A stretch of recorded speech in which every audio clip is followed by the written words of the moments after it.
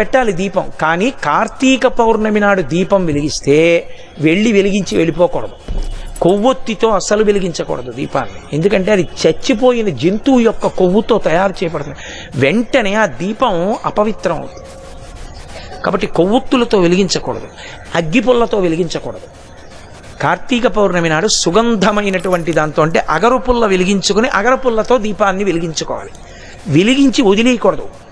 దాంట్లోకి వెంటనే అక్షతలు తీసుకుని చేత్తో పట్టుకుని దామోదరమావాహయామి అని కానీ త్రయంబకమావాహయామి అని కానీ 2 మాటలలో ఏదో ఒకటి చెప్పాలి.